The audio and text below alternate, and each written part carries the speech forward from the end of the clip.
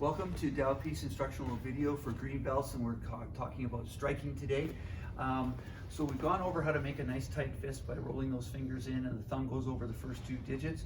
And we've also talked about bringing the forearms out like a shield in front of you so that they're not too tapered, leaving lots of open target areas, but they're actually bringing that shield out and in front of the chest area. You have a lead hand, you have a backhand. Right now, instructor Brad is simply just going to start throwing overhand crosses. So the two strikes here at green belt is the overhand cross, the shovel punch, and we're also going to talk a little bit about boxing skill set number 2. So as you notice that he's just inverting his hand and punching a reversed fist. Thank you, sir. If you take a look at it from the side position, what's happening is I'm starting the punch, but partway through the punch I'm throwing the elbow up high. And as the elbow goes up high, it changes the angle of the punch. So an overhand cross is like a cross, except for it's not going from point A to point B, it's going point A to point B to contact at C. So as I'm coming through, lifting up and over. And that's your overhand cross. Now let's take a look at Instructor Brad showing the shovel punch. So the shovel punch is very similar to the uppercut, but it's being thrown at a 45-degree angle, and usually the target is floating ribs. All right.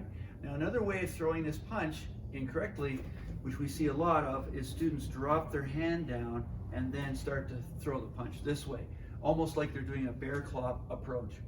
Imagine you have a shovel in your hand. This hand is grabbing the handle. This is just before the blade of the shovel. As you're dropping down, that motion of shoveling snow gives you that shovel punch feeling, but the fist doesn't drop. The fist stays above the elbow at all times.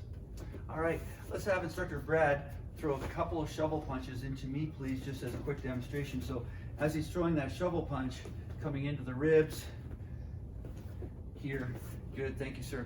Now let's go ahead and have Instructor Brad perform boxing drill number 2. So it starts off with drill number 1. So it's jab, cross, then a bob and weave cross, followed by a hook, and then an uppercut. Now we're into the second part, followed by another bob and weave into an overhand, followed by a shovel punch, followed by a vertical cross punch. Let's do that again, please, sir.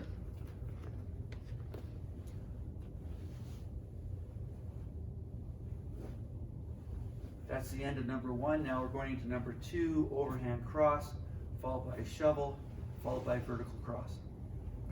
Great, thank you, sir. Those boxing drill sets are really good to do in front of a mirror to watch your technique and to see how they can flow together. We hope you enjoyed this video. Have a great day. Namaste.